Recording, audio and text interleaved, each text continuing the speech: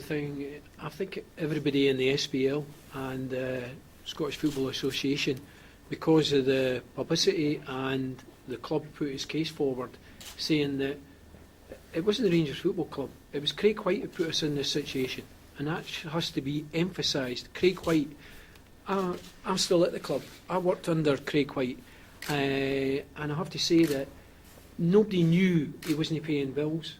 It was as big a shock to us as to everybody in Scottish football. And I go back to what I said, the players did nothing wrong, the management of the club did nothing wrong, the supporters did nothing wrong, and the staff did nothing wrong. The person that did wrong was Craig White, and unfortunately he's getting a penalty which he's laughed off. They'll never get the money, but the people still at this club are going to have to pay a penalty because of that. Now I realise that we have to get some sort of sanction, but what the, I would say, draconian measures that have been put forward to us is that we basically become uncompetitive. And I know, talking to a lot of the supporters, and the feeling within the club is that we can't do any more than put our case forward. If they're starting to ignore us or not take it into consideration, then okay, if we have to go, we'll go down a division. But as I say, Rangers are a special case, mainly because of the size of the club within Scottish football and what it delivers. And we'll get a bit of pain, but everybody else is going to get a bit of pain too. Having went round a lot of the supporters, met all the supporters and people within the club, I think the people in the club are absolutely sick and tired of everybody having a kick at us when we're down, from everybody. And they're now a feeling, if that's what they want to do, like, we'll accept it and we'll get on with it. But I know from the supporters, we're going to have a meeting with all the delegates from all of Britain, and some of them will be flying in from abroad on Saturday.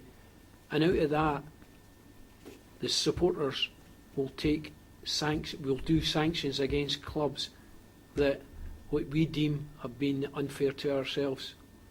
I'm not going to go into the actual details of that, but probably we will announce that after the meeting with the supporters clubs. Also, the Fighting Fund, last night we sanctioned money for a QC to fund it, so that the QC can fight the case against the SFA. I have to be honest and say it is a very difficult position. But what you've got on the other side is the SFA are taking sanctions against us. On Monday we could get sanctions from the SPL, and then we get another sanction maybe from the tax. How many people want to have a kick at Rangers when they're down? If you look at, Ali said it the other day there, if you look at England, Club and Administration, Portsmouth, they got a bit of help. What help have we had? And I know that, and everybody realises in the club, that we have to have some sort of sanction, but I think that was a wee bit severe. No wee bit severe, very, very severe. The other point I would like to make, and nobody's picked up on this, is that if this is implemented, and Rangers Football Club, because of the results, the decision of the SFA, we unfortunately go into liquidation. What you've got is a huge amount of staff are going to lose their jobs.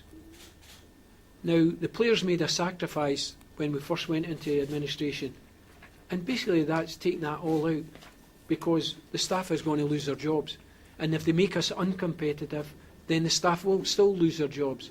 So there's people at risk here that are going to lose their jobs because, not what they did, or the club did, or the supporters did, because what Craig White did. And as I say, Craig White now is walking away.